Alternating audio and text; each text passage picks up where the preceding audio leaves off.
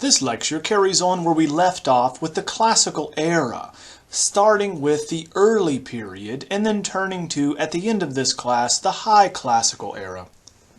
Now in the Greek periods, the classical era is going to begin in 480 BCE and is marked by a very violent conflict with the Persians.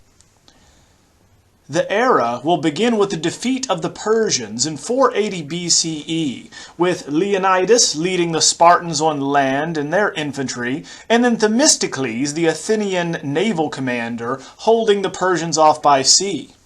With this victory, we have a unified understanding of the Greek city-states, whose identity now is seen as being distinct from that of Asia. So now we have the birth of the division between the East and the West.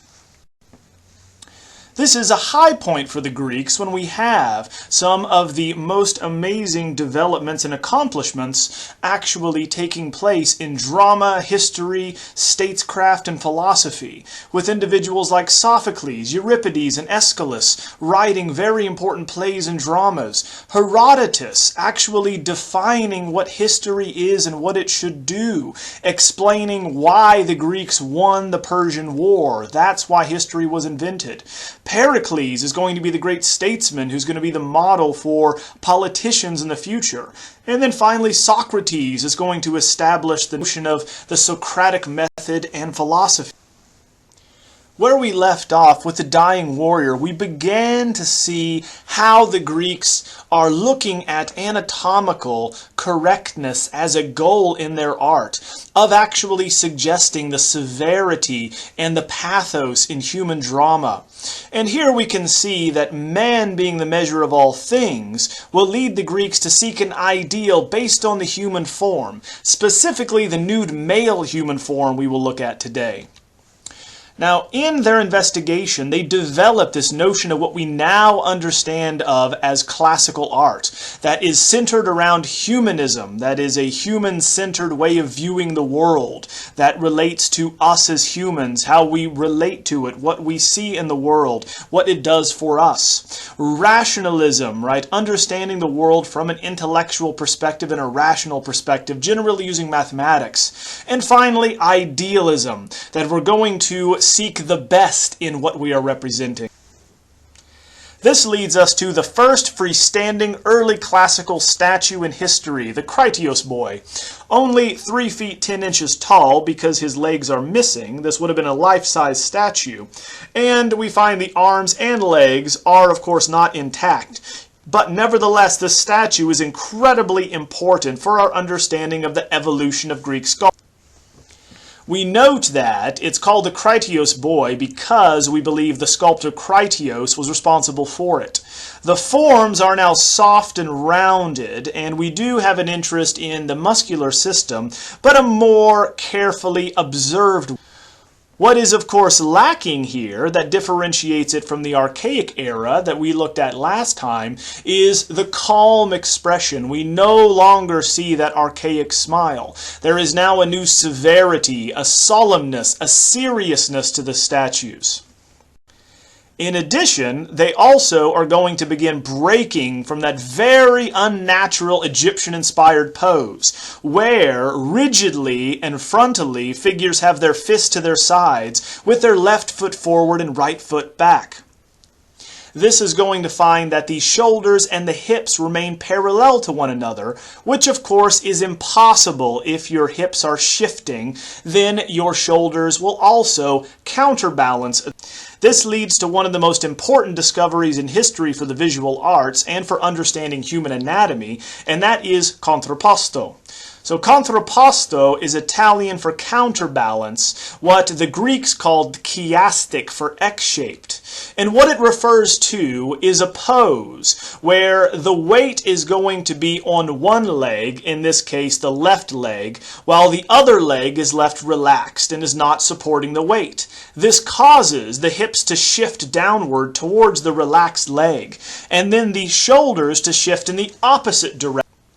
So if we are to look at a diagram, the contrapposto pose will always have the weight on one leg while the other is relaxed or unengaged. So we find that this now more accurately takes into account how humans actually stand, how they actually are going to shift their weight back and forth. No one is going to stand rigidly upright and plant their feet that are level with one another for any given time. Eventually, we begin becoming tired and or exhausted, so we are going to shift our weight for the comfort that it brings us.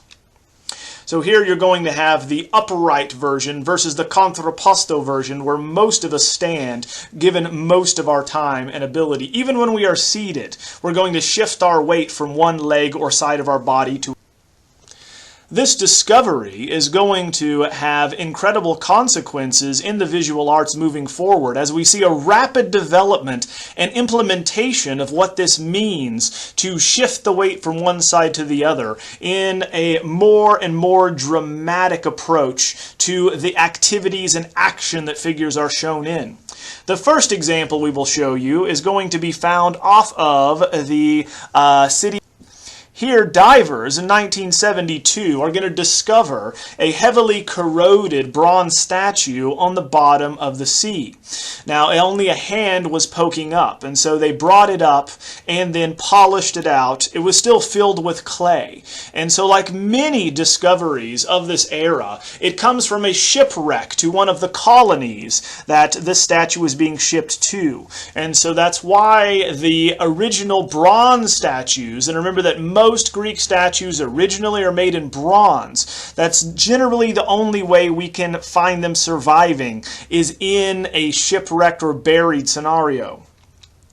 So having polished this, we notice that there is an extension off of his left arm that is raised, and then a band around his head, and it looks like his right hand was holding something. Originally, he would have had a helmet, a shield, and a spear, all part of hoplite armor for your standard Greek regiment. And those were lost, so now we are left with the very naturalistic and very anatomically correct statue of a mature warrior here, known as the Riace warrior for where it was found. So you note that the life-likeness of the statue is going to come from the variation of different materials used. So we find that, remember, originally bronze is a very warm, very brown, ruddy color that would much more closely approximate flesh. Add to that eyeballs of bone and colored glass, silver teeth and eyelashes, and then copper lips and nipples, and then we have a very realistic statue, very lifelike.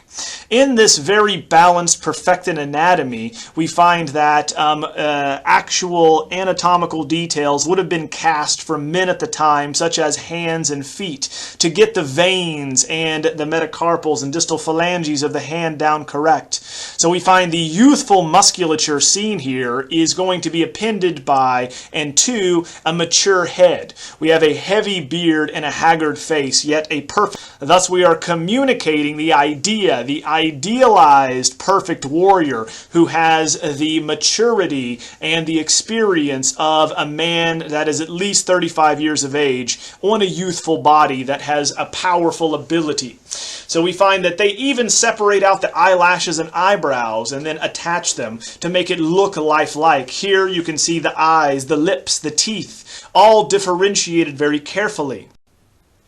Now this is a type, a mature type, where we find that the figure is lifting himself up, preparing to step out into battle, and has a mature full beard. In Greek civilization, men were not allowed to marry until reaching maturity, generally in their mid-30s. That is when they marry, they're going to buy property, they begin to vote, they practice in the military and serve in the military, and then serve in matters of.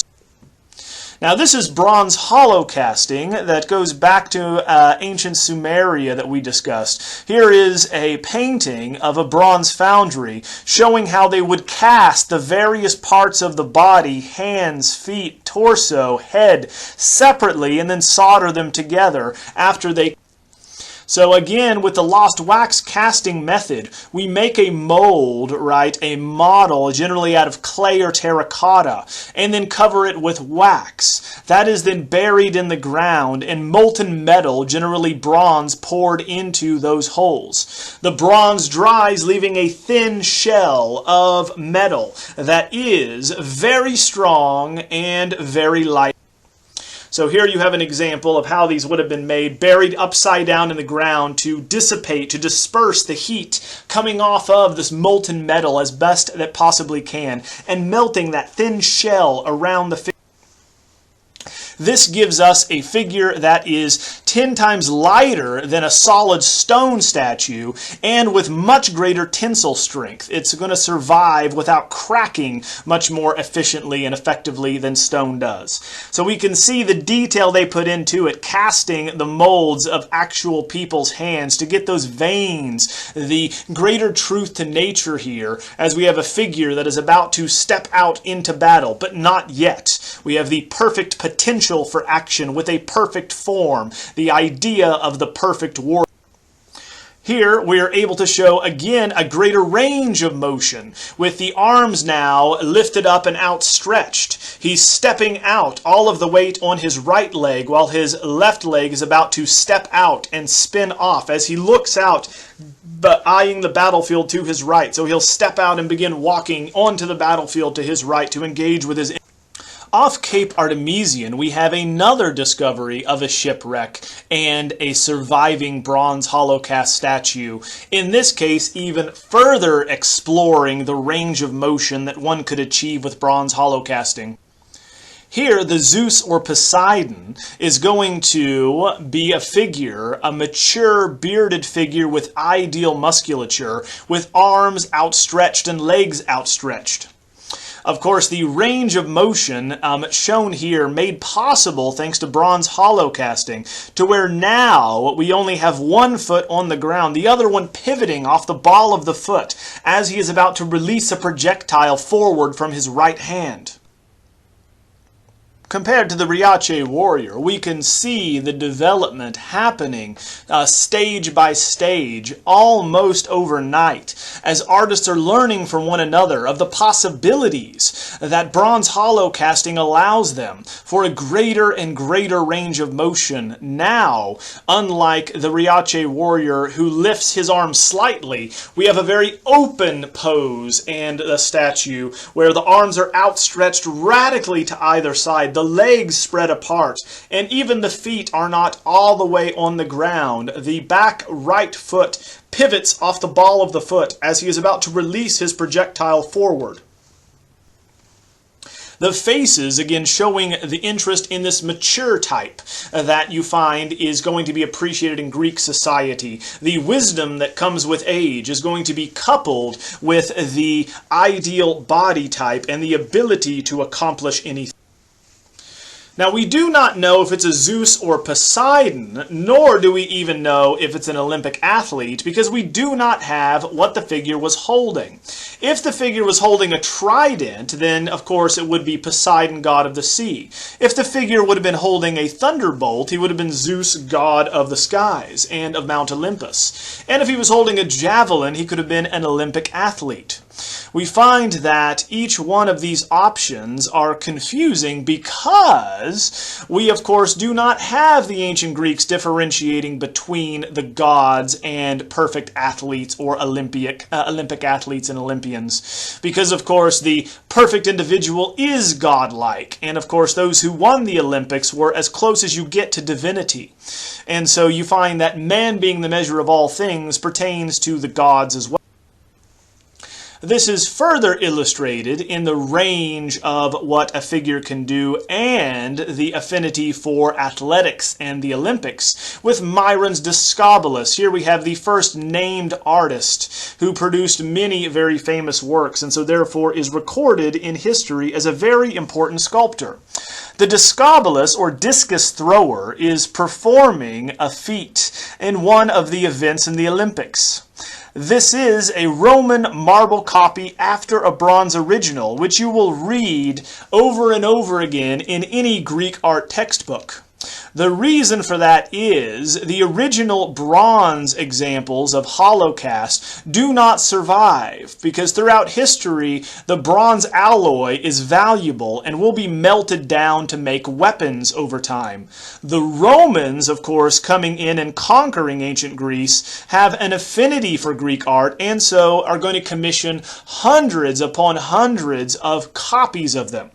Now, you can tell that a statue is a copy and not an original fairly easily due to the additions that Roman artists had to make in order for the statues to stand up.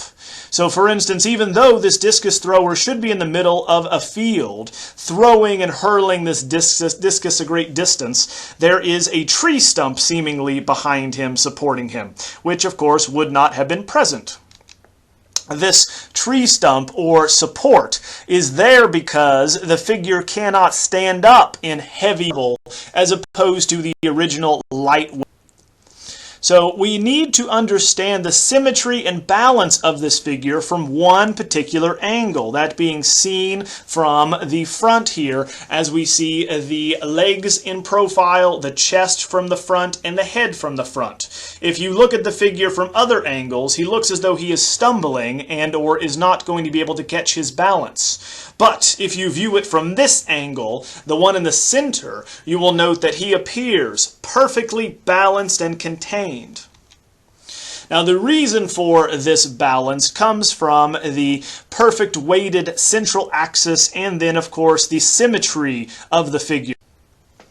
The vigorously implied motion is certainly here, as we note that he has wound all the way up and is about to come back around to release this projectile onto the field, but not yet. He is perfectly balanced in that moment in time where we have dynamic equilibrium, that we know he will move in the next moment, but visually he does not have to.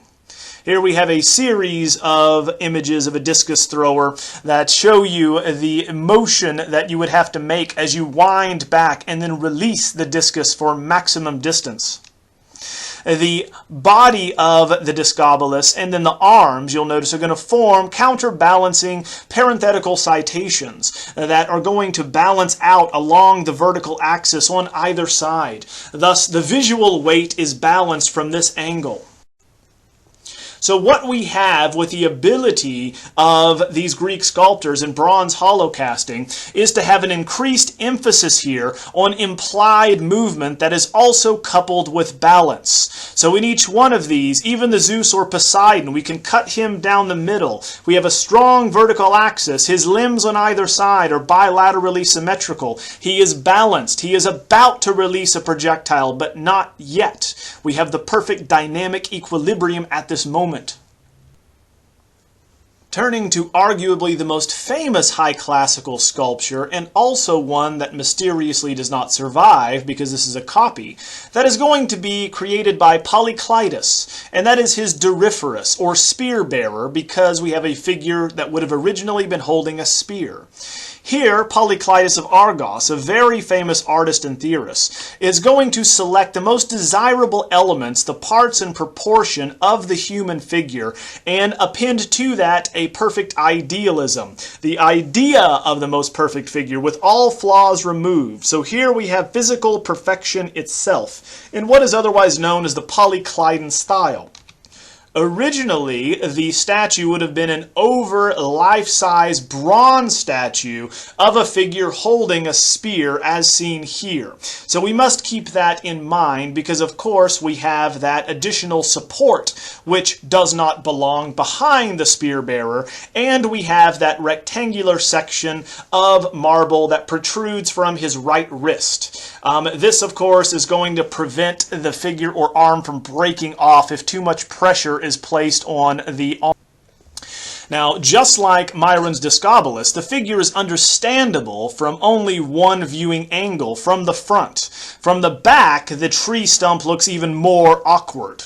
And from the side, of course, he turns the opposite direction. So we must look at this figure from the front as he steps off, right, and has all of the weight on his right leg with an engaged or relaxed left leg, with, of course, the spear being held in his left hand with his right arm relaxed as he looks off to him.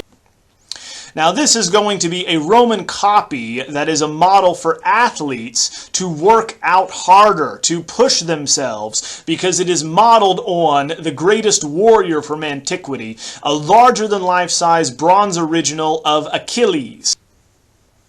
It also illustrates a very important set of ideas and principles called the canon, from the treatise that Polyclitus also wrote of the same title. Now, a canon is going to be an ideal set of ratios, and literally means a measure, rule, or law. So the canon here, the Polyclitan canon, which he believes is ideal, calls for a figure that is 7 head lengths long. That being, you count out the height of the figure's head to the rest of the body, and it adds up to 7.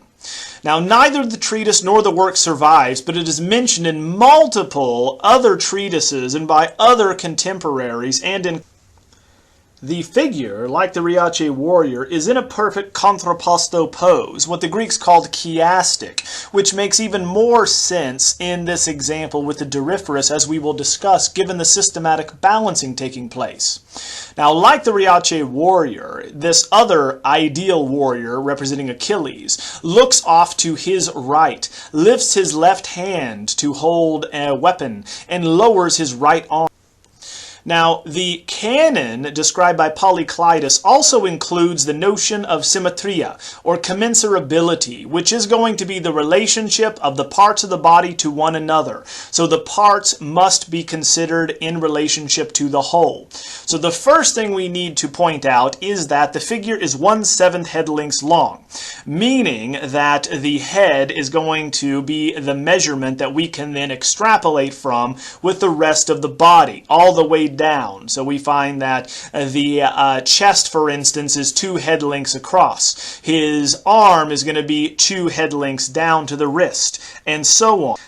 That is, of course, not the only place in which the measurement can be applied. If you are going to focus in on the details of the torso, you also can see that it is going to be equally divisible, in that the pectoral muscles and or the deltoids and or the bicep and or the abdominal muscles, all of which are going to be the same distance, and so are going to be mathematically harmonious. The cross balance and harmony can also be seen if you notice how the limbs are moving and in what direction. So visually, our eye is drawn to the left because he looks to the left. Then his arm moves down, drawing our eye downward. Then his left leg pushes out, directing our attention to the right, which in the final phase, his left arm lifts up. Therefore, we move back up, and so we have a continuous counterclockwise motion that we visually must attend to. So we're meant to contemplate the perfection of this figure as we move around it, as we intellectually engage with it, and think about how the math lines up, how the arms and legs are going to be balanced, how visually we continue to move, yet the figure is stationary and perfectly balanced and its spot where it is. We have that dynamic equilibrium. He is the perfect warrior with the perfect physique, but he need not move yet. Now, the chiastic composition, or contrapposto, extends beyond the legs, because we notice that the engaged arm and leg are on the opposite side of the body, that being the leg that's doing something, holding up the weight of the figure, and the arm that is holding up the weight. The same can be said for the limbs that are not doing anything, the relaxed limbs, where we find that the free arm dangles to the side, and on the opposite side of the body, the relaxed leg is also not supporting weight. So we find that in this chiastic or X-shaped pose, the figure is balanced in this fashion. That's where we find the notion of the Italian term contrapposto, counterbalance. He is counterbalanced across from the figure here, forming this X shape, this dynamic equilibrium, just like in compositions, overlapping diagonals are going to form X's that balance one another out, but are dynamic simultaneously. So just as with Myron's Discobolus, we have implied yet balanced motion. We have that moment before he will step out onto the battlefield, before he will engage an enemy. He has not been wounded, he is not tired or exhausted, he is perfect in and of himself. He is also, if you look carefully at his face, on the verge of moving or speaking, for his lips begin to part, as though he's about to say something, just as he is about to push off with his left foot and begin walking. So what we have here is a very rapid evolution in Greek art that is going to be interested in mathematical balance and harmony, and this notion that the perfect individual will show us the perfect balanced forms of the cosmos, because in the human body we have the map for the universe, which will be carried on by the Roman architect Vitruvius, which leads, of course, Leonardo da Vinci to create the Vitruvian Man. This lecture continues our discussion of the High Classical period in ancient Greece, but focuses solely on the creation of and decoration of one of the most important monuments of classical antiquity, and that is the Parthenon. Now, the High Classical period is going to be very important for the creation of this specific monument, for it is marked by, at the outset, moving the Delian treasury to Athens to pay for the very elaborate and very expensive series of structures on the Acropolis, and will last until the end of Athenian dominance when Sparta conquers them in the Peloponnesian War in 400 BCE. After the sack of Athens by Xerxes in the Persian War, we find that Athens will emerge first among equals to lead a coalition of Greek city-states in preparation for another Persian attack, which they feel is imminent. Now, this is going to require a war fund be set up, and the war chest itself being kept on the island of Delos. Hence, we have the creation of what is known as the Delian League. The Delian League, established and located on the island of Delos in 478 BCE, 2 years after the Persian War, is going to be a fund, and the Delian treasury is going to hold the communal funds of this league, where all of the Greek city-states put in for the war chest in order to pay for the training of soldiers, the creation of ships and armament, in preparation for the next attack. In 454 BCE, this treasury will be moved to Athens in order to showcase their dominance and their leadership position among the Delian League. The individual who would lead the Athenians and thus all of the Greek city-states in the Delian League is going to be none other than Pericles, the most famous statesman in the classical era. Now, Pericles is going to be the leader of Athens and dominated Athenian politics and culture, as well as the geopolitical ambitions of the Greeks at this time. He is elected strategos, or general of Athens, 15 times. And so he is going to be not only the political leader, but also the military leader of Athens. He will use the Delian League funds to build the Acropolis in one of the most brazen forms of embezzlement and white-collar crime of all antiquity. Now, this is going to establish, by way of the use of these funds, that Athens is going to be the head of and dominating an Athenian empire, that they are going to be in charge of all of the Greeks. According to Pliny the Elder, who writes in his Natural History that Chrysalis, the Greek sculptor in charge of creating the effigy for Pericles here, is going to make men appear even more noble and godlike than they were, hence a perfect high classical approach to art. We know that a bronze nude originally was set up on the Acropolis after Pericles' death in 429 BCE. Now, we only know what it looked like because of copies in the form of herms, or a bust on a square pillar, very popular with Romans as we see it here. He is still shown as a mature warrior with a helmet, and of course he would have been heroically nude. The original format would have been very much like the Riace warrior or the Doryphorus that we looked at last time, in which the maturity and experience is communicated by the beard of the face. But of course we note there are no lines or wrinkles or blemishes. He is mature, yet also perfect at the same time. And we would have expected the same type of perfection in his nude form as well. Now, the Acropolis is going to be built here in Athens, or we should say rebuilt, between 447 and 405 BCE. Pericles states clearly that, quote, "future generations will marvel us, as the present age marvels us now," end quote, speaking that the monuments he is building here, the incredibly expensive monuments on the top of the highest hill in the city, would of course establish their legacy for all time. Now you find the Acropolis is not going to be only in Athens. Acropoli, plural, are in every Greek city, as we discussed.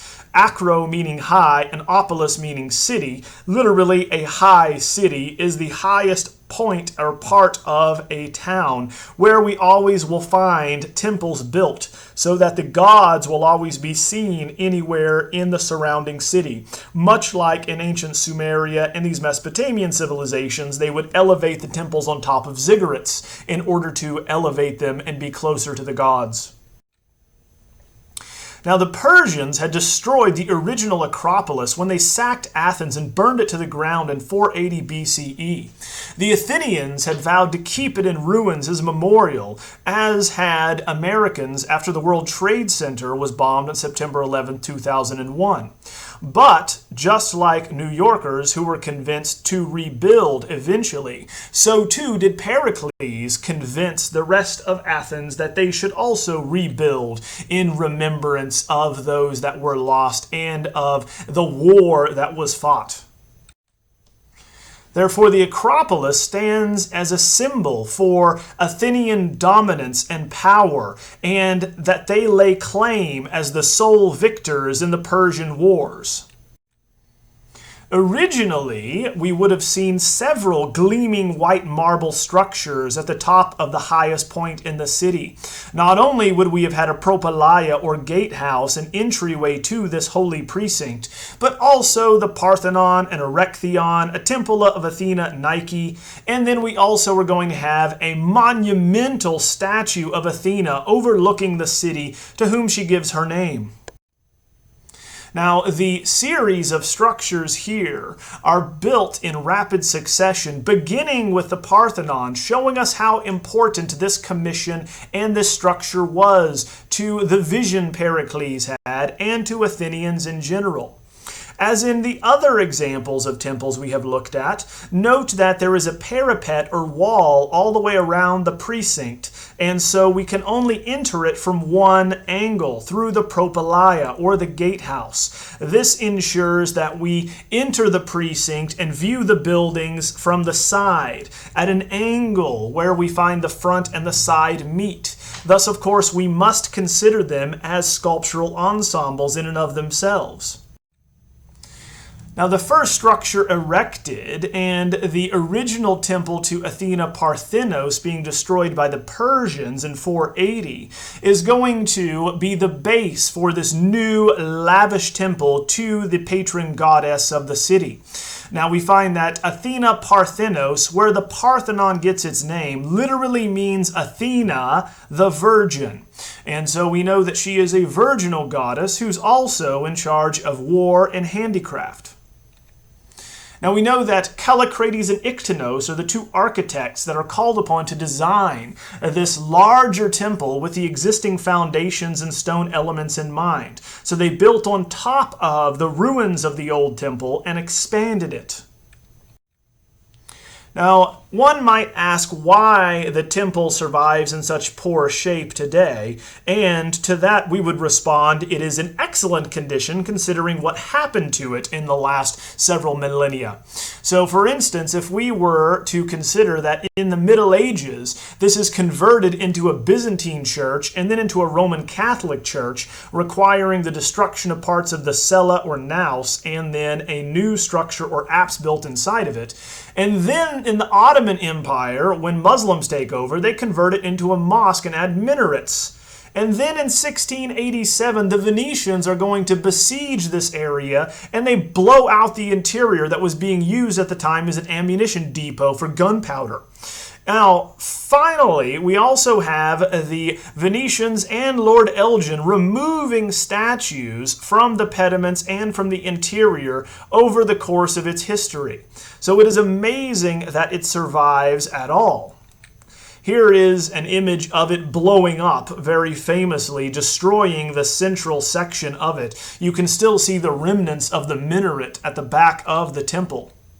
In addition, here we have an actual example of the Byzantine church that's built inside of the ruins at this time, right? Literally inside of the falling columns. Originally, we must remember that the finest white marble would have been used, and so a gleaming white display shimmering in the light as the sun rises and sets in Athens would have been a spectacular sight. Now, to show you how incredibly lavish and sumptuous this structure was, even the roof and tiles are going to be made of pure, expensive white marble.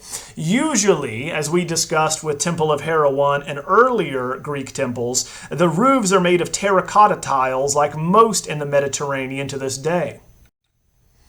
So in a reconstruction, we must imagine brightly painted or polychromed images of battles in the metopes, and then large life-size figures that are polychromed in the pediments on both sides, and then gleaming white marble all the way around this Doric order temple, which is the most severe, masculine, and serious order appropriate for the worship of the goddess of war.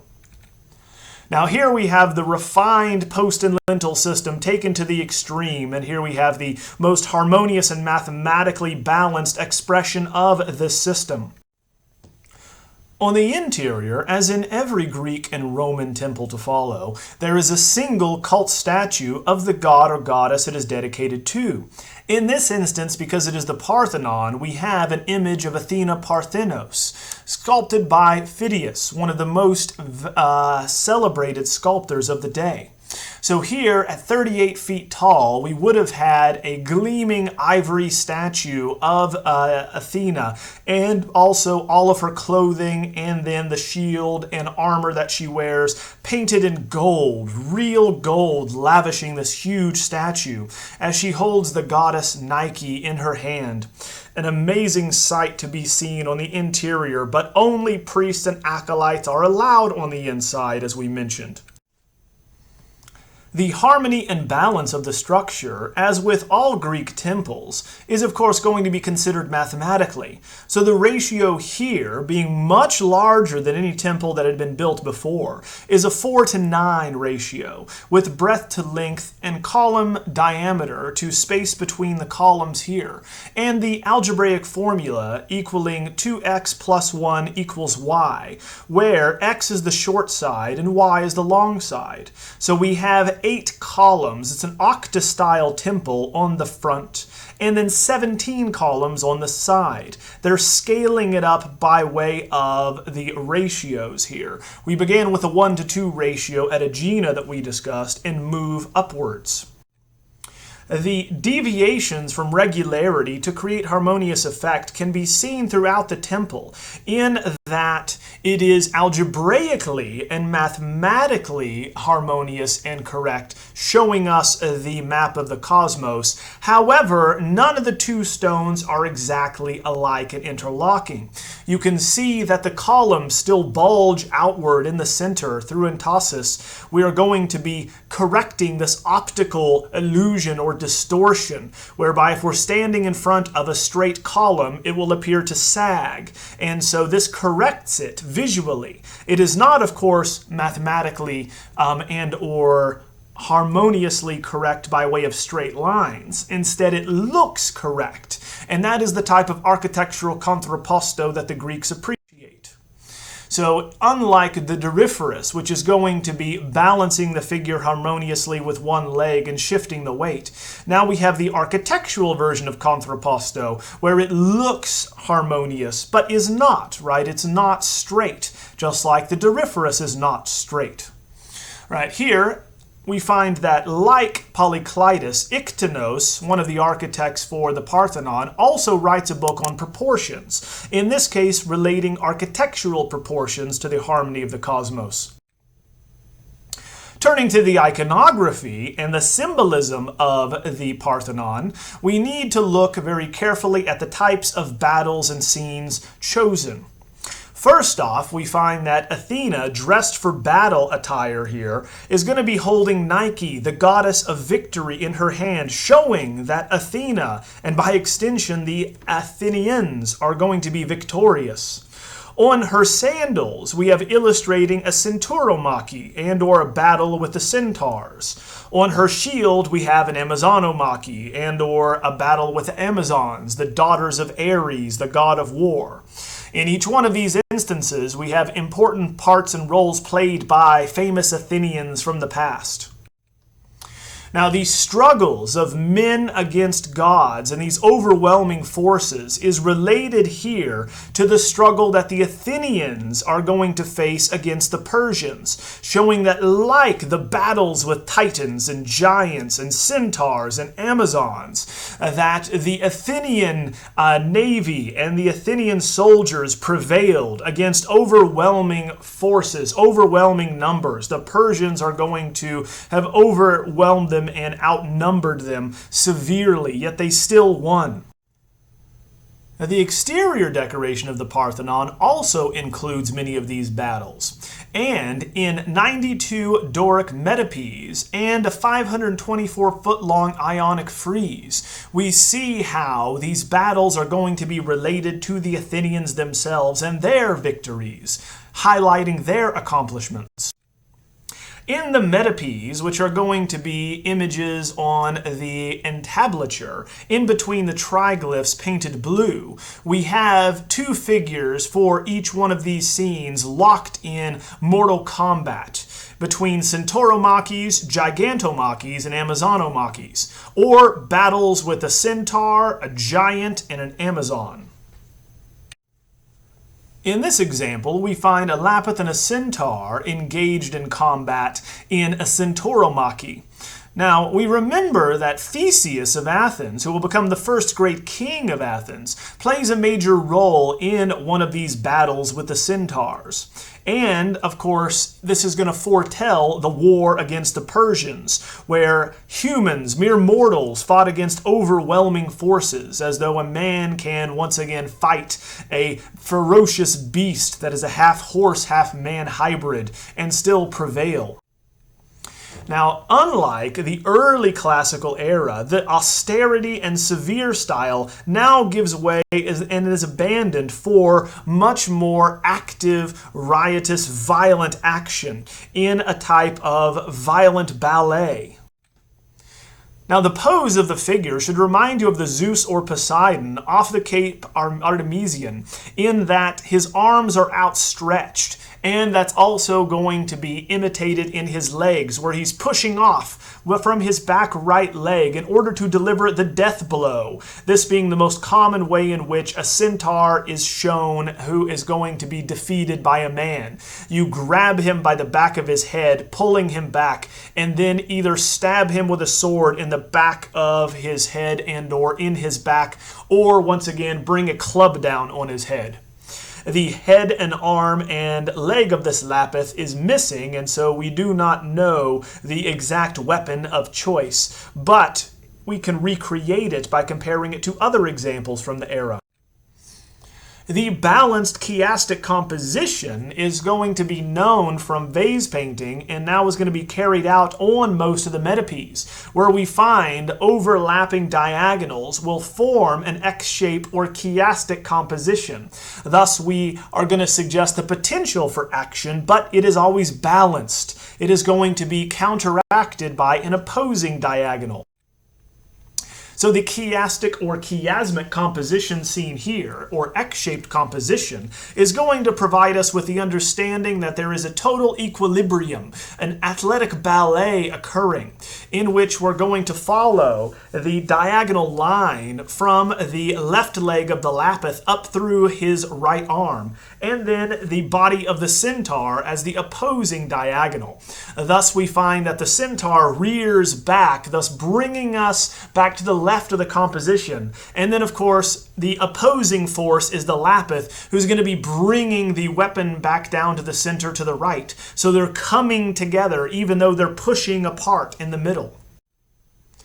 The political and ideological message of everything we have looked at here at the Parthenon relates to the triumph of democratic Greek city-states over the imperialism of Persia.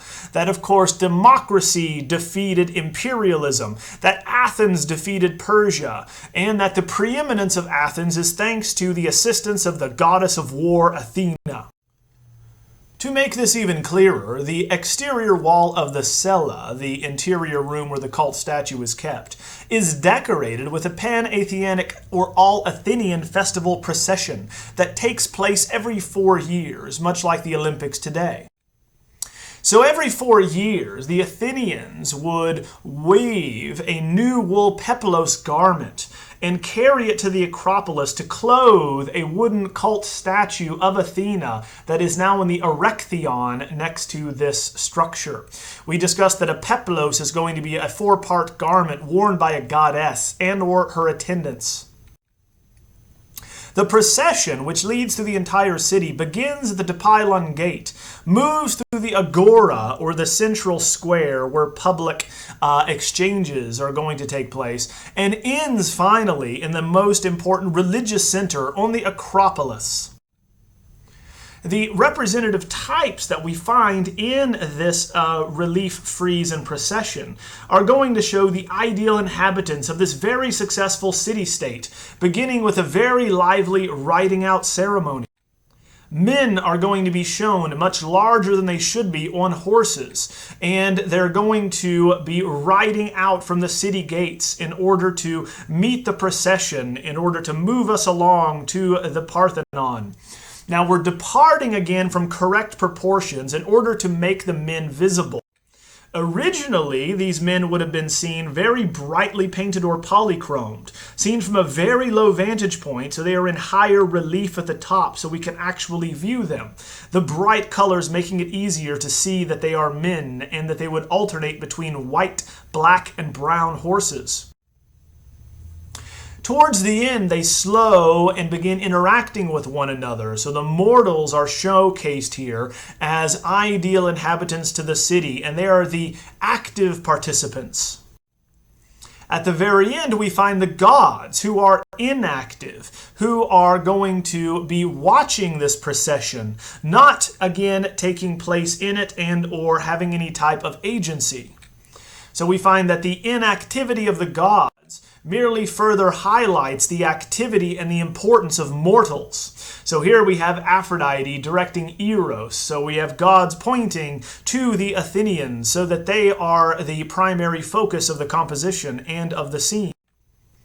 So what we have here is this notion that the people are the city, that it is inseparable to actually discuss the Athenians from, again, the city-state. So we have the polis, this notion of the demos ruling, democracy. So in the classical era, this is the model. We find that we have a relief frieze with ideal types, shown in calm ennoblement, in rational architecture. This is the quintessential classical monument with classical decorations. Now, the dominance of Athens comes to an end with the Peloponnesian War, which Sparta will win and maintain control over the mainland, while Athens is going to continue their maritime empire and trade and will still be known as an intellectual center. But art shifts radically at this time, moving in a new direction, because no longer do the Greeks have unshaken belief that they can control the world. This lecture follows the end of the High Classical era and the beginning of the Late Classical, which corresponds with the Peloponnesian War between Athens and Sparta. The Late Classical era in general is going to follow the decline in Athenian dominance in the Greek or Athenian Empire and the rise of a new approach to the arts. This era is going to be marked by the end of the Peloponnesian War, with Sparta decisively defeating Athens, and will last until the death of Alexander the Great, when Greek hegemony and power will stretch across the largest empire the world has ever known, from Western Europe all the way to modern-day India. In the Peloponnesian War, we find that Athenian dominance is going to cause hostilities between them and the other city-states, specifically the militaristic Sparta, who are not accustomed to being told what to do by others. They go to war with Athens over a series of decades and eventually win this war. It is called the Peloponnesian War because it is primarily fought in the Peloponnesus, the southernmost area in the Greek mainland. Now we find that Athens is going to retain control of their maritime empire and trade, but are going to decline in political and military dominance. After a brutal set of wars, Athens eventually recovers their independence, but never again regains the dominant position in Greek civilization. They retained the reputation, however, as a center for artistic and intellectual life with the founding of the first academy or university. Now, we are going to see at this time the transition from the 5th century BCE Greek understanding of the universe during the 400s, when we have high classical sculpture such as the Doryphorus here being created, the Parthenon being built, showing us that humans impose order, or they believed could be imposed their order, on the universe surrounding them, and they could understand the world mathematically and intellectually. This is when they're going to be creating perfect statues using correct mathematical formulas for every bit of their decorative and mechanical efforts towards engineering feats like the Acropolis, and then of course understanding commensurability in statues like we see here. The standards of Phidias and Polykleitos, these great sculptors from the classical era, are going to focus on ideal proportions and idealized forms, trying to show the most perfect human form that could possibly exist, because the perfect individual is God-like. This will give way in the late classical era, from 400 to 323 BCE, to an abandonment of this ennobled, calm detachment. We find that now we will be focusing on the emotional, the expressive, and storytelling narratives. And we find that all of the elements we're going to be discussing now draw us in because they all relate to us on a very human scale, on a very human level. This is when we find humanizing forms of gods and men alike, of fully nude women finally. That is no surprise that they're going to evolve and develop at a time in which the emotional approach to things is going to be the primary motive and vehicle. In 387 BCE, at the same time, Plato founds a school outside of Athens. His student Aristotle did the same thing and later taught the Alexander of Macedon, who would become Alexander the Great. Now, Macedonia to the north is going to be a very interesting political entity for the Greeks, for they are a border zone, a buffer between the West, the civilized democratic West as they saw it, who is going to believe that intellect and that rationality are going to be dominant. A barrier between them and then the irrational, tyrannical Eastern cultures such as Persia.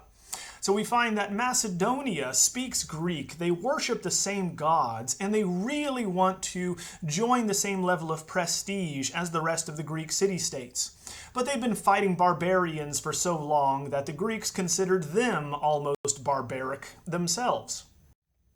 This leaves open the state of affairs in the late classical era, whereby Athens and Sparta had been fighting for so long that Philip II, the king of Macedon, is able to use this to his advantage and conquer these various Greek city-states one at a time because they were not united any longer.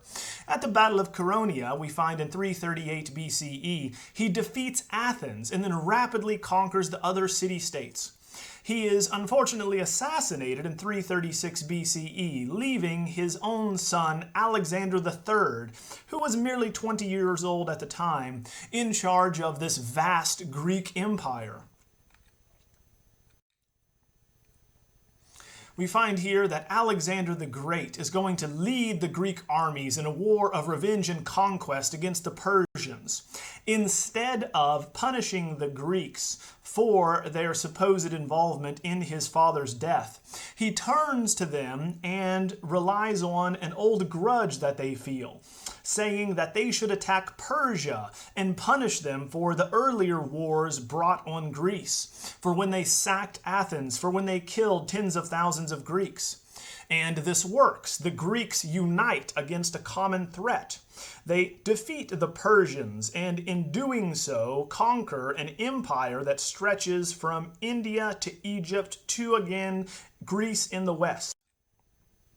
The campaigns begin in Pella, moving over to the Ionian coast in Turkey, whereby we see the battle between the Greeks and the Persians leaves the king of Persia without an army, without an empire. They then continue marching south and conquer Egypt, where the priests at Karnak are going to call Alexander the Great a god, a son of Amun-Ra, that he begins boasting that he is as they continue throughout the Persian Empire, making it all the way to India, where Alexander the Great takes an arrow to the chest and his men refuse to go any further and they turn back. Now, while Alexander is spreading Greek culture, language, philosophy, religion throughout all of the known world, the style that develops must also be able to communicate to a vast array of peoples, of various tongues, ethnicities, nationalities, beliefs. And the easiest way to do that is through an emotional appeal. And that's what we find is developing here, which will become Hellenistic art, that being Greek art in this way. So here we have Praxiteles and his Aphrodite of Knidos from 350 to 340 BCE. It is a Roman marble copy after a Greek bronze original, and we can tell that because of the jutting section of marble from the hip of Aphrodite to the jug here, the Hydra vase. This is the first of a well-known sculptor to depict a fully nude woman, because before this had been a sign of low class or character. There is nudity in Greek art before the late classical period with women. However, it's only in slaves and or those of the lowest class. Comparing this to how goddesses were shown in the classical age, we find that we are now entering a new phase of eroticism and of narrative storytelling.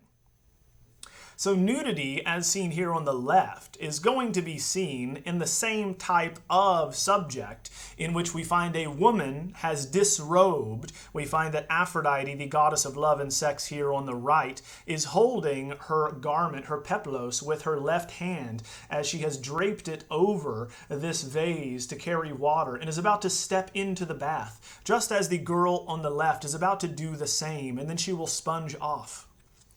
So in the late classical era, we find that the female nude is going to be developed at the same time as an emotional appeal in art in general. For the female nude is not looked upon rationally by men, but instead is going to elicit emotional and or sexual responses, which are not rational, not intellectual. And we can see in how we engage with the statues how this is different. The face, of course, in the standard central part for ancient Greek statues has a rather empathetic and vulnerable look on it, as we find the brows are parted as she stares, of course, down and out, understanding her nudity and vulnerability because she begins to cover up. Now, as she is about to bathe in this contrapposto pose, she is going to be projecting her knee, pulling it around her body, almost shielding herself in this passively seductive way. We notice that she's emphasizing the forms of the thighs and the abdomen, the rounded nature of it. But because this is a late classical statue, she is shown as though in the process of an action, of doing something. There is a narrative here.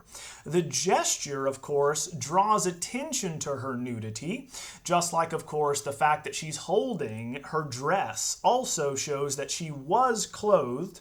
Now she has taken her clothes off and is shielding herself.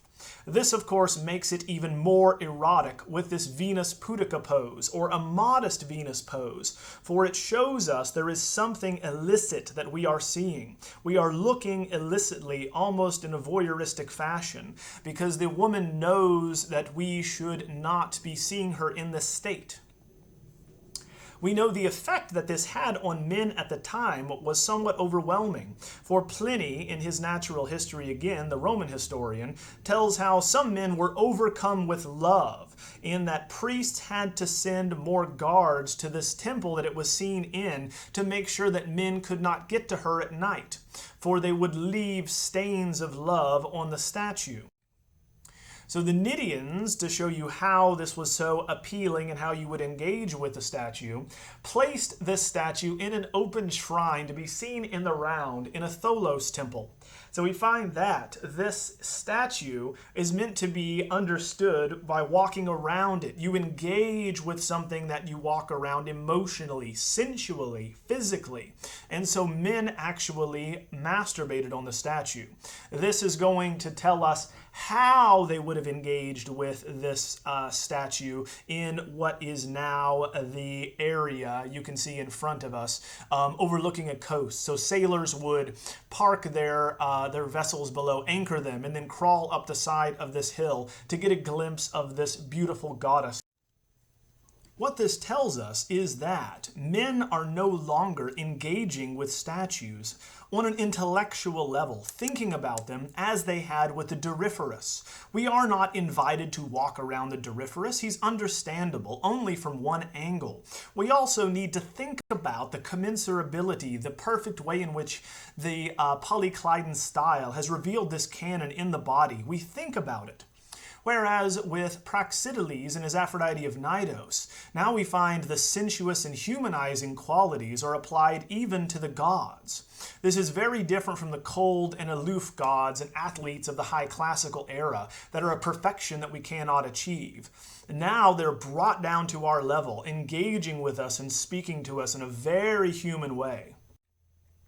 The same can be said for Praxiteles and his Hermes and the infant Dionysus. Two gods here, again humanizing them and showing gods behaving like average people. In this statue, we find that the messenger god Hermes happens upon the infant Dionysus in the woods and brings him to Zeus to be the twice-born god. because we find that Dionysus will be the god of wine, the arms of these figures, though they are now missing, provide a great insight into how they would have been understood, what they were doing, how they were engaging one another. So the very sensuous S-shaped pose, a very exaggerated contrapposto, is going to find that Hermes is dangling grapes over Dionysus's head, who's going to try to play with them and try to bat at them, because of course he is going to become the god of wine. Thus this, in a very playful and very touching anecdotal way, communicates what he will be in charge of later in his adult god life. So we find that playing with a child, an infant, is certainly something that is very humanizing, very touching, and certainly would not have belonged in the classical era where we have very aloof gods. Here we find even the expression between the two is one of gentle exchange, of, once again, an almost paternal control and of calming as we are entertaining this infant. Now, if you compare the bodies, we can also see how Praxiteles invites our attention, appealing to our eye and our emotions, not to our mind. So whereas the Doryphorus is very hard and rigid, we find that even his hair is going to seemingly be carved on his head. The Hermes is soft and delicate. We have a type of sensuous languor here as he lifts up his arm, which is always a passively seductive pose, inviting the viewer to objectify or sensualize the subject that we are looking at here. A similar engagement can be seen with Lysippus, another very famous Greek sculptor, and his apoxymenos or scraper here, another Roman marble copy after a bronze original, in this case from 330 BCE. Now, the apoxymenos in the Vatican collection, the Musea Vaticani, is going to interact with its environment more radically than the first two examples we just looked at. For we find that the arm radically projects forward, lifting the right arm and pointing out at the viewer in front of him. The sculpture can be seen from multiple angles, and in fact you must walk around it in order to understand what he is doing. He holds in his left hand, in fact, a strigil, because he is cleaning himself after a rigorous athletic and or exercising event. Now, in ancient Greece, athletes, in preparing for wrestling matches and or after they have worked out and want to get the excess dirt and or oil off of their bodies, they pour additional oil and then use a scraper to literally scrape, exfoliate, and pull the dirt from the surface of the skin.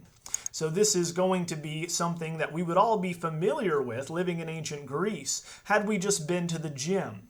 We would have seen a man scraping his arms, his legs, his chest, etc. In the example here, you have to look at multiple angles to even see what he is doing. For we find there is a radically foreshortened arm that points out at us. So we need to walk around to see that his left hand is scraping the rest of his underarm, and that he will then switch arms. So he is in the act of doing something mundane and very human that all of us would understand. The new canon that we also see developing in the late classical era is also much more graceful and sensual and effeminate, for it is 1/8 head lengths long instead of 1/7, the ideal canon for the Doryphorus. And whereas the Doryphorus is self-contained with ideal proportions that can be seen and appreciated at a distance, this new approach, which is a narrative one, demands that we walk around it, get close to it, and appreciate the sensuous appeal of the forms. In all of the examples cited so far, we can see that they are all in action. They are all doing something as part of a narrative, whether that be bathing in the male or female examples on either end, or playing with a child, entertaining an infant. They all are going to engage the viewer emotionally and physically, unlike classical sculpture before them. Here we have Lysippus and his weary Heracles, the statue that would bring him to the attention of Alexander the Great for its monumentality. Originally, this would have been in bronze, and so we have many of these heroic nude male forms, specifically of Heracles and Zeus. This one is going to be signed by the copyist, the Athenian sculptor Glycon of Athens. To give you an idea of scale, this 10-foot, 4-inch tall behemoth towers over humans below and is, of course, very imposing in his scale, over twice life size. So we do not relate to him necessarily by way of scale, but we do so in another way. Now we know that this was made for the Baths of Caracalla, the largest and last public works projects in the Roman Empire, in Rome itself. Now this is supposed to, like the Doryphorus, inspire vigorous exercise in whomever looked upon it. It is called the Farnese Hercules because it was owned by the Farnese family in the Renaissance and viewed in their courtyard of the family palace. We know that artists came from all over Italy to study this and copy it. It was so impressive.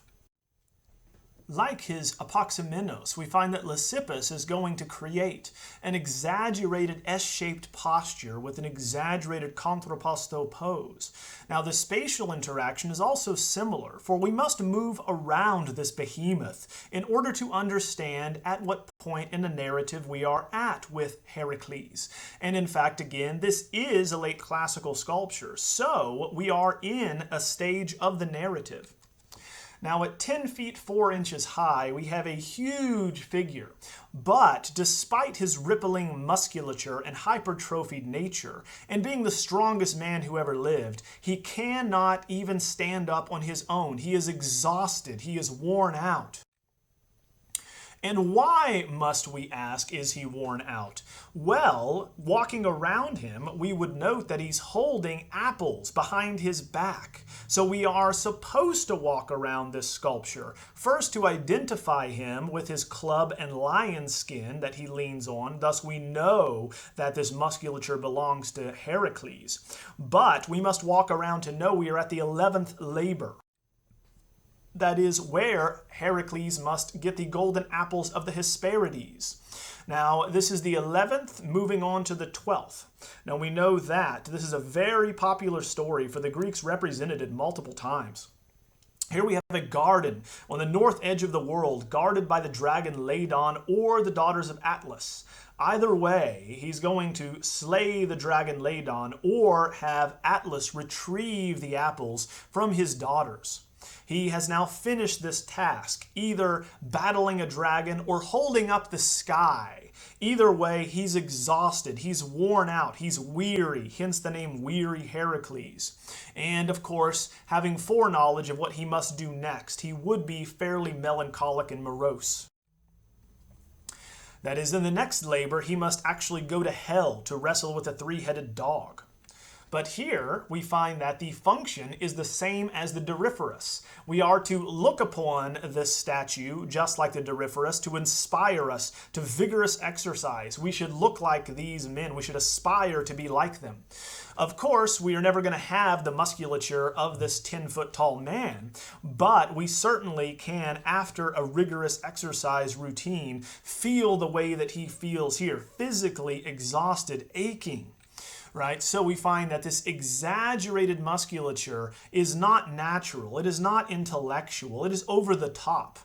But yet it is underscoring human tragedy, that being that he's going to be burned alive in order to regain his place and return to Mount Olympus with his father. No longer in the same labor as we looked at before do we find that the figures are calm and serene, noble and detached.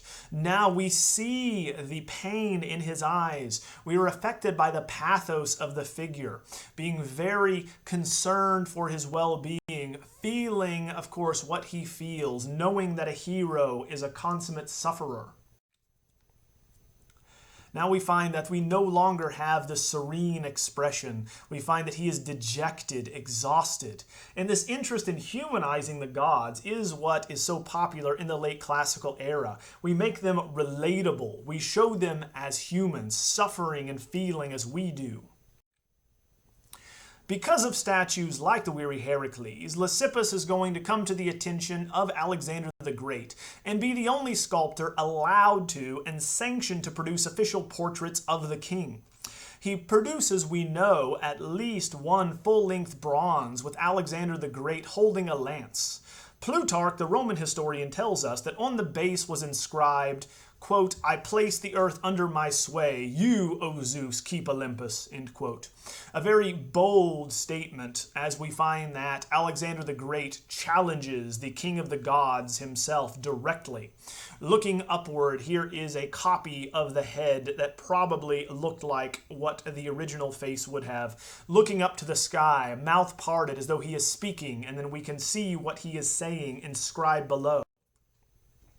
The original format we have several examples of from Hellenistic rulers throughout the period to follow Alexander the Great's death. And so he would have had a massive spear, this bronze nude, heroic nudity on the scale of a god or a demigod, looking up to the heavens, very daring and engaging. Obviously, we walk around it. He is in the act of doing something. He is talking. He's challenging the gods themselves. Turning to Virginia and Macedonia, an area controlled by Alexander the Great and his father before him, we have an example of something that is very rare in antiquity, and that is painting. Most paintings do not survive from ancient Greece or from ancient Egypt unless they are in tombs, and that is exactly the case that we find here in Virginia. Here we find in a tomb a painting on the wall of Hades abducting Persephone. Now, in this small painting, very rare indeed, we have an image of a god who is rarely ever depicted. For to depict him or even say his name is to invite death on you and your family, the god of the underworld, Hades himself. In the painting that you see here, a figure runs off to the left as a two-horse chariot charges out into the viewer's space, carrying on it Hades driving the chariot and Persephone, who is nude with a pink bit of drapery that's billowing behind her, while her mother Demeter cowers in the lower right-hand corner.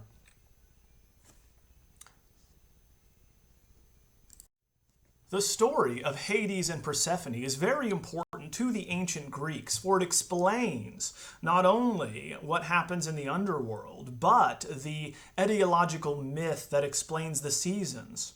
For Hades spies Persephone, the daughter of Demeter, the goddess in charge of the harvest and bringing back life every spring. He then kidnaps, abducts Persephone to be his queen in the underworld. Her mother is so sad that she lets the earth die, and with it humans begin to die. Zeus then pleads with his brother Hades to return Persephone so that humans can live and we can pray to the gods and sacrifice to them. We find that Hades, in this instance, is going to trick Persephone into eating pomegranate seeds, and she must return to the underworld for 1 month for each seed that she ate. Hence we have the time in the year that her mother is sad, for her daughter is taken to the underworld, and the rest of the year, spring, summer, and fall, when she's going to be returned to her mother. In this instance, which is appropriate for someone who is young and taken before their time as well, we have Hades, shown like Zeus and Poseidon, his other two brothers, but with shaggier hair, unkempt hair. He grabs onto the breast of Persephone, an image in antiquity and the early modern era implying ownership of a woman. We find that he is radically foreshortened, coming out at us as he turns back to look at Persephone's mother Demeter crying off in the corner. Now, the foreshortening and interest in it began with vase painting and then transitioned into sculpture. But what it allows you to do is engage directly with the viewer, that he's literally coming out at us, so we must consider physically what is happening in the scene, and physically how they're going to be relating to us, because we must move out of the way of the horses. And just like we are in a tomb with a corpse as well, they are also showing us that they are taken and dragged into the underworld before their time. Now, rushing into the viewer's space with this dramatic interaction, we're using the same techniques that other late classical painters, sculptors, and others had used, like Lysippus, dramatically moving into our space, foreshortened out at us. This is going to force a type of direct engagement and interaction that would be used later on in the Baroque era by Bernini in his painting and or sculpture of the same scene, whereby Pluto, or Hades, the god of the underworld, drags Persephone across the threshold. She is now in the underworld.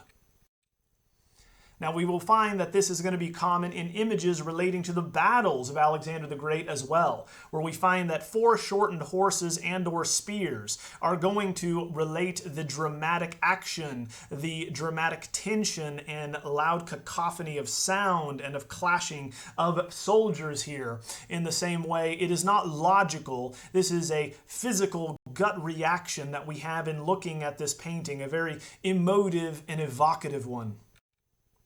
So in the late classical period, we have this sensuous appeal to the viewer's senses. We engage the viewer physically and emotionally instead of intellectually. And this corresponds with a period where the Greeks are going to lose faith in their ability to control and understand their world. This lecture is our final on ancient Greece, where we find that after the death of Alexander the Great, Greek culture will be spread throughout the known world, all the way up until India, spreading from Western Europe, Egypt, all the way across the Middle East. And this is when we find Hellenism, or Greek culture, dominating these various areas. The Hellenistic period will last from the death of Alexander the Great in 323 BCE until the fall of ancient Egypt to Rome in 32 BCE with Cleopatra. Returning from his conquests all the way to India, we find that Alexander the Great mysteriously falls ill, possibly being poisoned by one of his generals, returning to Greece. While on his deathbed, the generals asked him, "To whom do you leave your empire?" Alexander the Great famously stated, "To the strongest." Hence, the great empire will become divided among his most ambitious generals, for none of them would cede that they were not the strongest. We have a civil war that follows. This leads to the Hellenistic period, where we find the spread of Hellenism is going to be made possible thanks to the conquests of Alexander the Great, and all of these areas now being under Greek dominion. There is no administrative structure that Alexander left behind in his short time, nor did he name a successor, and so each one of these areas will be ruled by a general.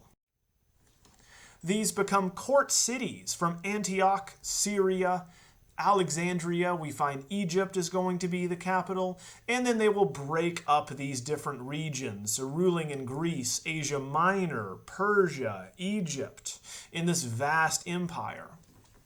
The further away from the Greek strongholds in the West, the more anti-classical these styles become, emphasizing even further that appeal to the emotions that we saw in the evocative, sensuous works of the late classical era. At Pergamon, here we have in Turkey, which was Asia Minor at the time, we have a standard Greek city that will be built on a hillside, using the natural inclination of the topography to their benefit, including, as you see here, a Greek theater.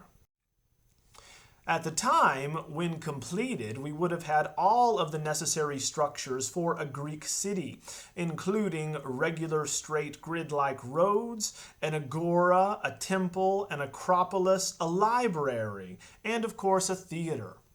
Now, because we now have this very multicultural approach to designing and understanding the city at this time, we find that we're moving or transitioning away from this group mentality of a city-state where we first and foremost would identify ourselves as Spartan, as Corinthian, as Athenian. Now we have numerous individuals from different backgrounds, religions, creeds, customs, and so we identify more as an individual living in a city instead of as a unit. Now, this identification of individuals is going to be important for the styles that will be developed to communicate to them. And as we discussed last time, the easiest way to communicate across a vast array of different backgrounds and people of different belief systems is through an emotional appeal. In Pergamon, we find a city ruled by the Attalid kings, Attalus the first, second, and third.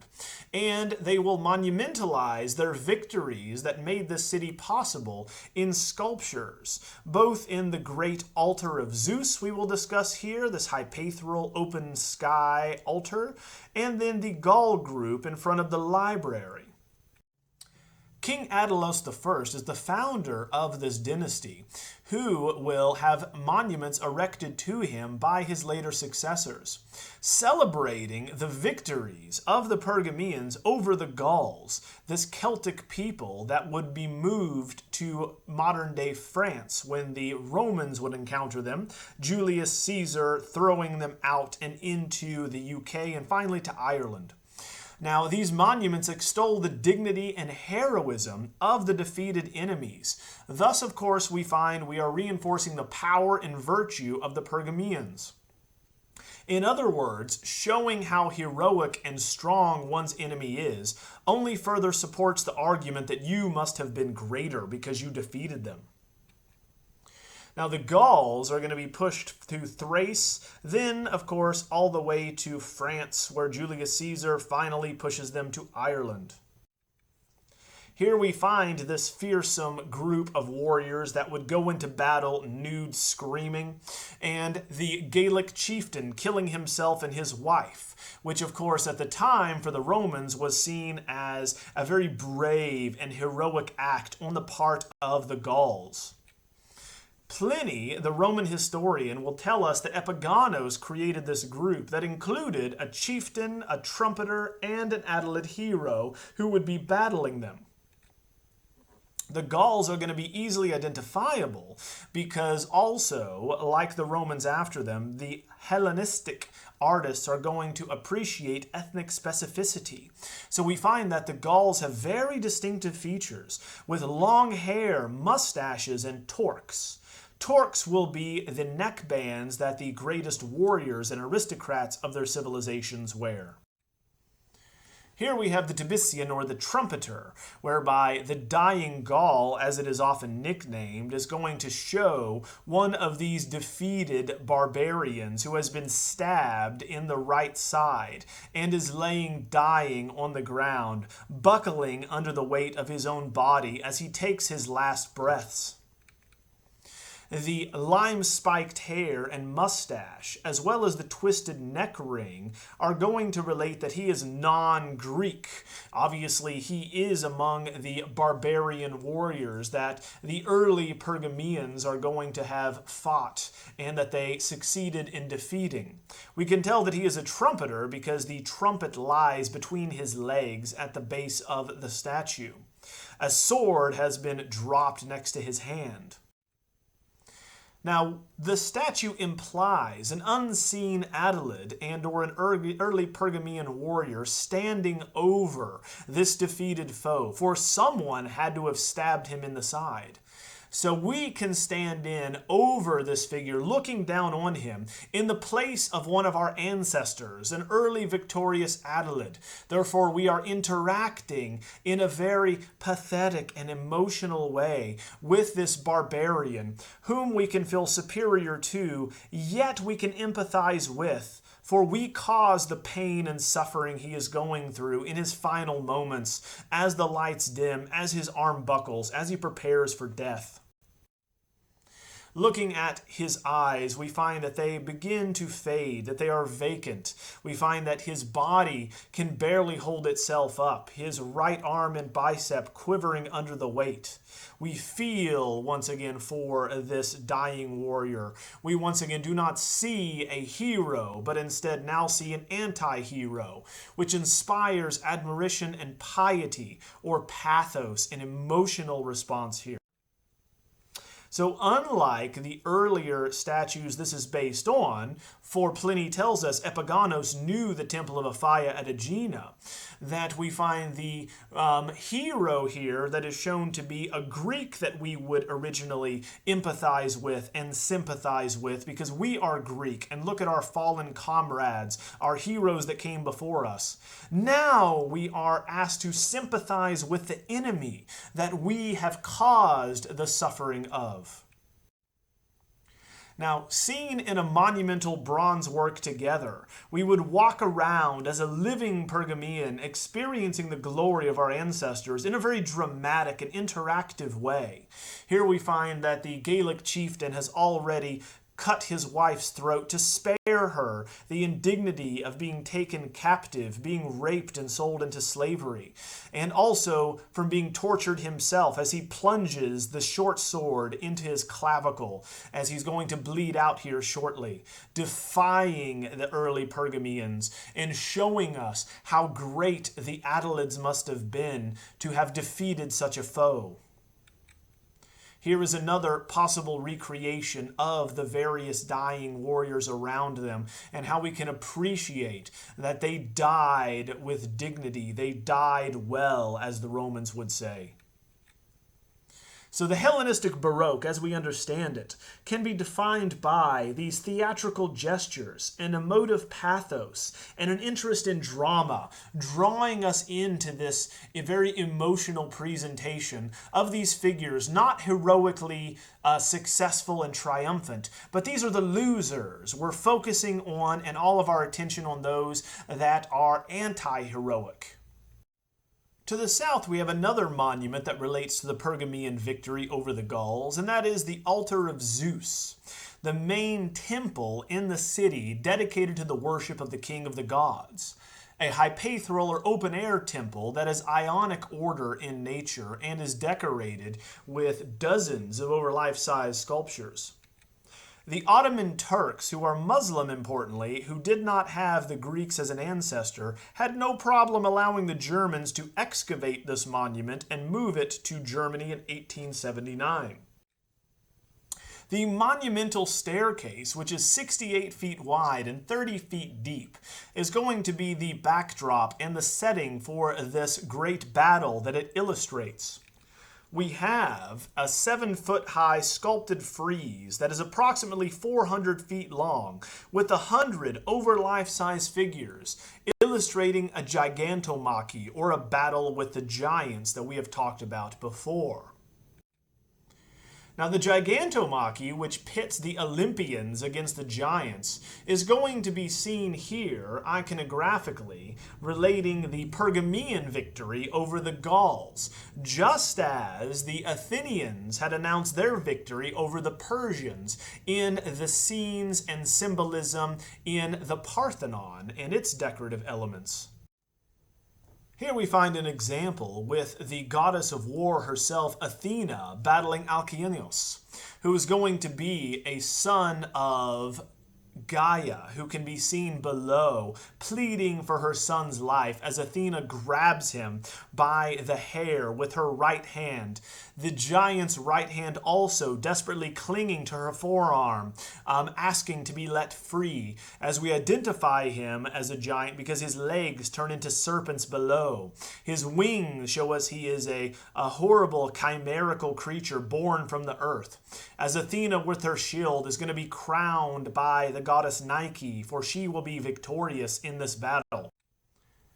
Now, in the iconography, we have a very familiar scene that goes back to the archaic era as the Olympians battle these giants that are going to be given life by Gaia, Mother Earth, as she turns on the Olympians. However, the presentation is very anti-classical. The figures are going to battle, projecting in high relief, casting very deep shadows, effectively suggesting the very dramatic and theatrical presentation for this very violent action that is occurring here as these figures battle to the death. The figure of Athena is actually modeled on those taken from the Parthenon. And in fact, the artists would have been familiar with the Parthenon because not only does the iconography relate to the Parthenon, but the exact figures do as well. Now, if we look to the ground plane or the organization for the scene, we find that they are entirely lacking in traditional terms, for we do not have a line on which the figures stand. They float, hovering in space, balanced around different chiasmic compositional elements or X shapes, back and forth, collapsing and cascading diagonals one after another, balancing these forms all the way around this 400-foot frieze. The horizontal and vertical equilibrium that generally is going to accompany such scenes on temples is abandoned here. We find that the balance is only going to be made by opposing diagonals. There is no sky, there is no ground, there is no traditional overlapping even in this instance.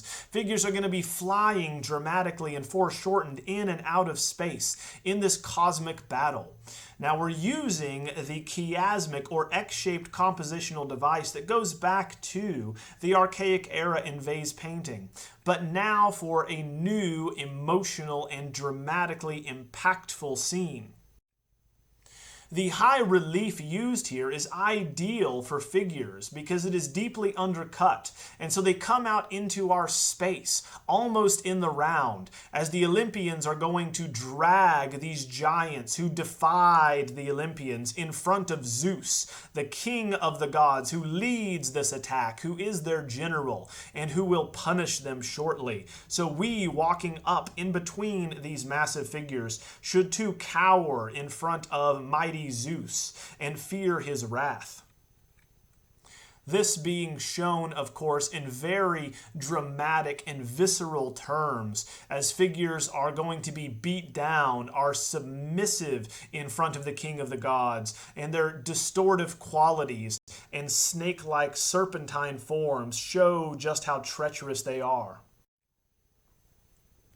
Turning to Samothrace, we have one of the most famous Hellenistic sculptures that today sits in the staircase to the Louvre, introducing you to its collections.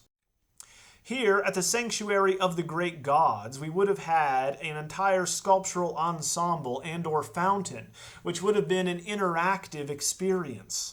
For in front of it, we would have had a ship, who on the prow is going to land the goddess of victory. Now this is on a hillside with a temple and a fountain, and so right next to this we would have heard the spray of the ocean, the surf lapping against the side of this island. The effect would have been even more appropriate and engaging, and once again bringing us into the moment when Nike, alighting on a warship, would have been seen with water also spraying against the prow of this ship. Now this is going to be the upper basin of a two-tiered fountain, and her head and arms would have been, of course, present as she alights on this warship, securing victory for those that are going to be sailing it. The Hellenistic component here, obvious because it interacts with the surrounding environment, as though a ship has actually sailed out in front of this temple. In a multimedia experience, the prow of the ship would have had water lapping against it, the crashing waves we can hear not only from the fountain, but the sea below. The feel of wind billowing her chitin we could also feel up here on the top of this hill. The figure itself is going to dramatically be posed in a sensuous S shape, revealing the contours of the body with this wet drapery as the chitin she wears, this thin garment, clings to her body as she struts confidently forward, landing on this ship with her right leg forward, left leg back, her arms outstretched.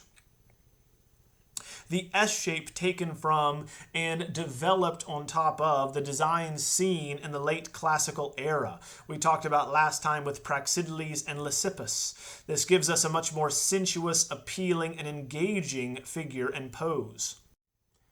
Nike, the goddess of victory, would have been landing here on this ship. The wind we would feel standing in front of it can be seen billowing in her chitin as it's going to very loosely cling to her body, revealing the female form here. Though Nike is never shown nude, we certainly can understand the artist's care to represent the anatomical differences between the female and male form. Her arms would have been outstretched as in other representations, the right arm always crowning the victor, for it is the right hand, the righteous hand, that does so. Another interactive sculpture that is perhaps even more famous in certain areas is going to be the Venus de Milo, nicknamed because that's the Roman name for the goddess and the collection it was in. This Aphrodite is going to be created by Alexandros of Antioch on the Meander. Obviously his name was Alex and he is from a town of Antioch on the Meander River. In this instance, we know that we are emulating very self-consciously an earlier classical model. For the figure is based on the Aphrodite of Cnidos by Praxiteles. The figure turns very coyly to the right. We find that the arm would have been placed just over the pelvis, the right arm, while the left arm is raised once again, just like the original. However, these heavy rounded forms are even more voluptuous than in the original version, and the S shape is even more pronounced, thus showing us that Alexandros is attempting to maximize the sensuous appeal that we see here.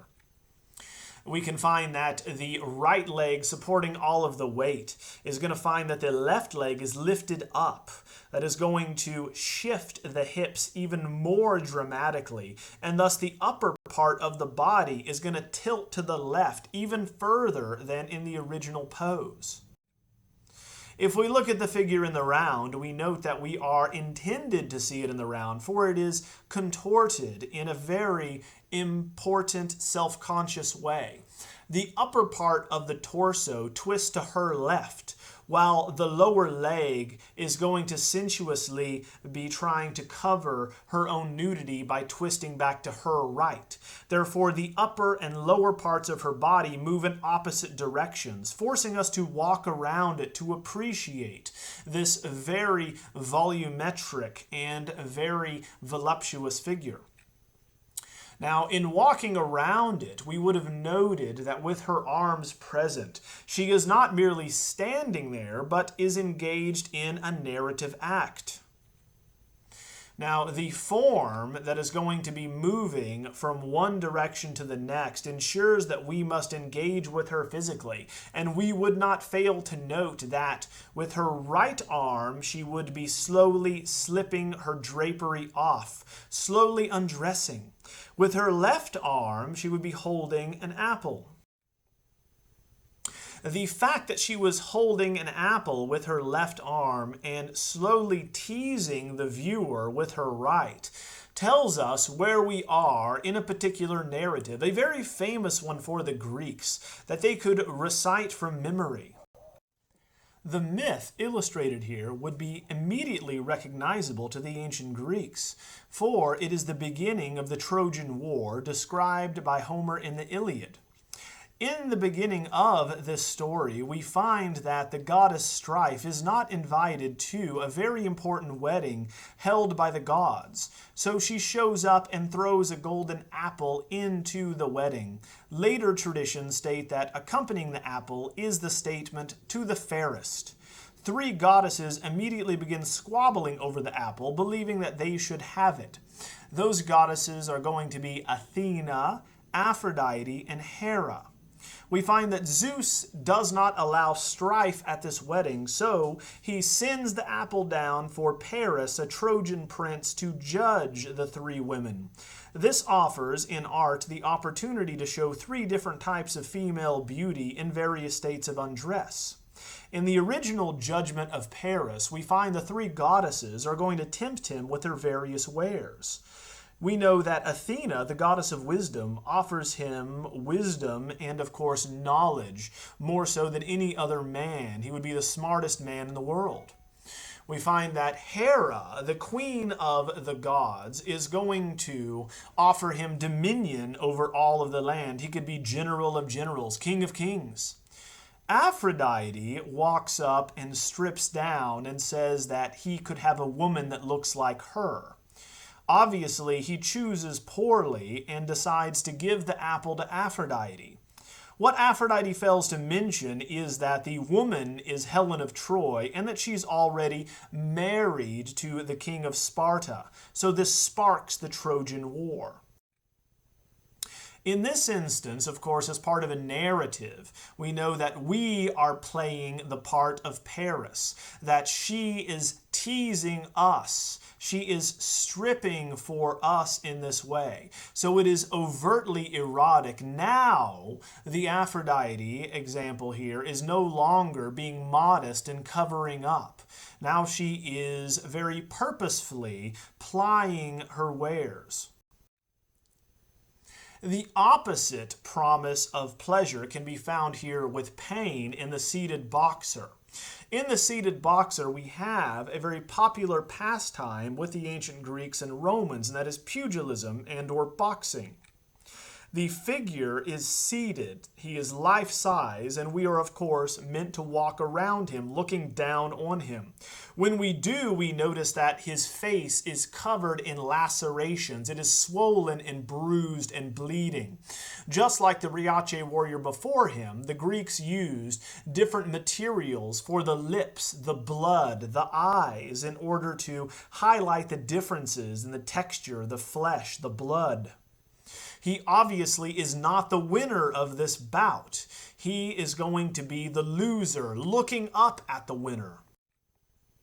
Now, was this figure part of a group like we might believe Epigonos' dying Gaul was, as he's looking up either at a warrior, another boxer, or us? We can also take the place of the boxer looking down at him. We did this to him. We are looking down at not the winner, we stand in the place of the winner, but instead are looking at the loser of this competition.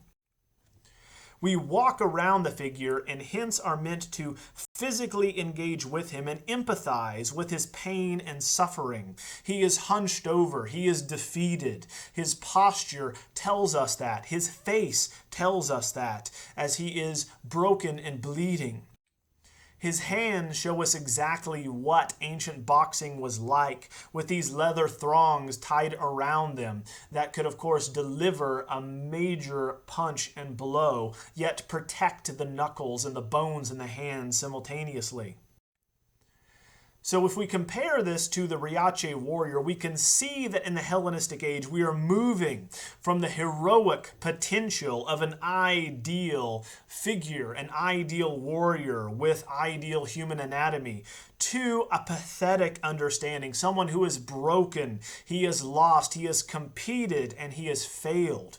then this is meant to evoke not an intellectual response to consider the possibilities and potential of humans and humanism, but instead to consider the emotional and physical consequences that we all must bear and can relate to. We all can relate to pain and loss. We all have lost something at one point.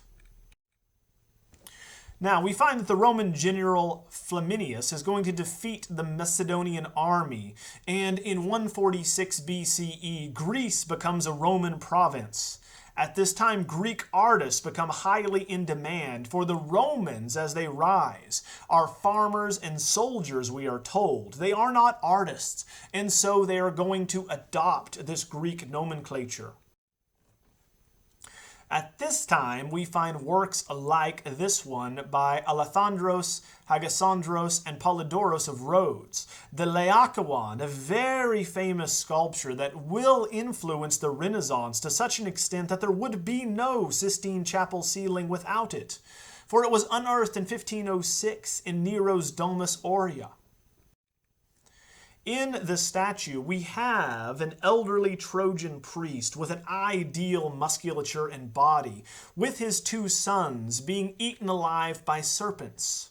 The story comes to us by way of Virgil, a Roman poet for the first Emperor Augustus, in his Aeneid, which chronicles the founding of Rome.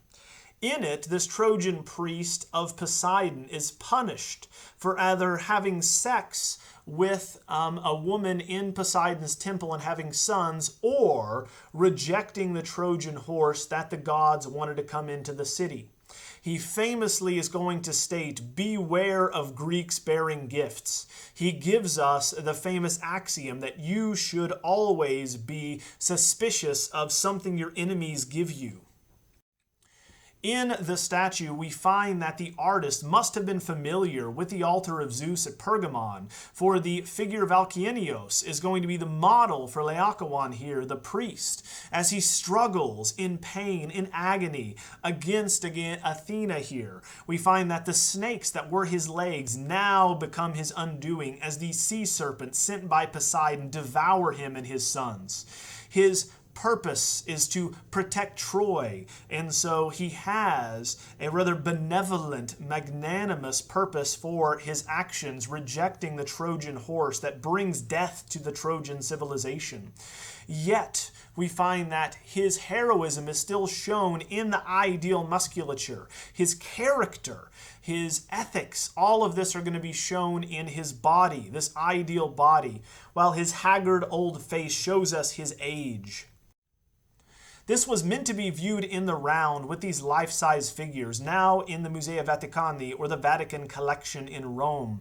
We find that in it, the figure is going to twist and show us externalizing his agony that will be used ad nauseum again and again by later artists. It is an incredibly influential and powerful work that we are able to empathize with, understanding the pain of this figure, and then, of course, learning from it. Now, the pathos that is experienced here is tragic. We're looking at the painful death of these figures that in one tradition did nothing wrong, and so it is tragically heroic.